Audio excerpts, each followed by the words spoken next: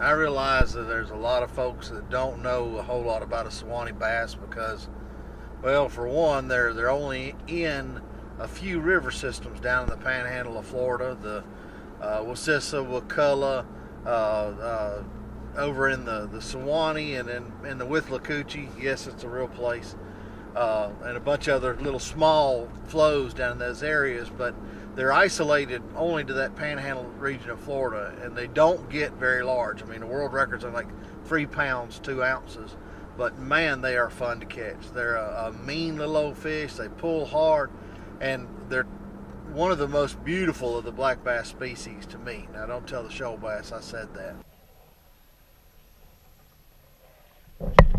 This first one that I catch, I mean, you know, he's not a giant Suwannee by any stretch, but he's the first one I ever caught on top water. The frog!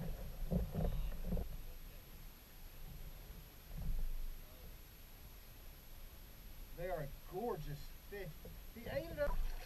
Right there after I caught my fish, Ethan ended up catching his first Suwannee ever, which was pretty awesome. I mean, anytime you have a brand new species and you catch the first one of, it's pretty special. But to top it off, he had a pretty good sized Suwannee, so you know that was a really good fish to start off with.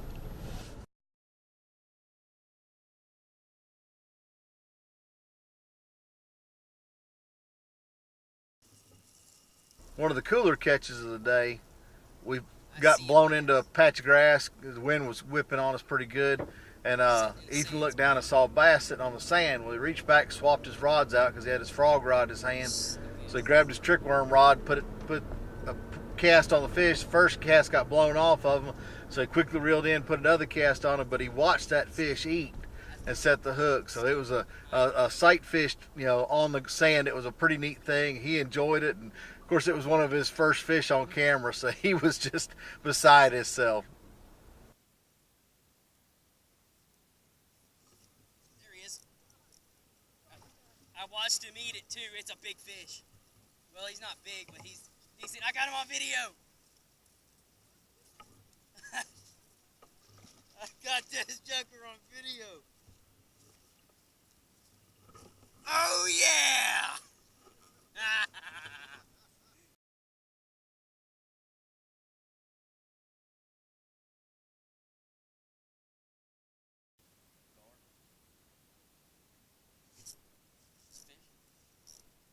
We paddled up to a deep hole, and that I know's got some limestone rocks down in it. He caught a Suwannee off one of those, and while I was getting the camera out to take his picture, I noticed my rod bowed down, and dadgummit if one hadn't eaten mine while it was just hanging off the side of the boat.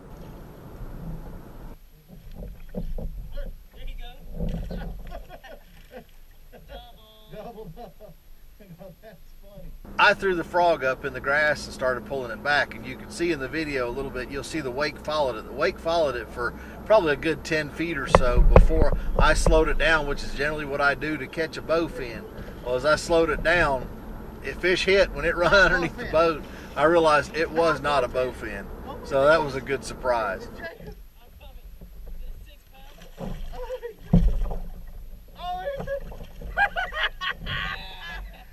Oh, sweet! Not a bowfin! Not a bowfin!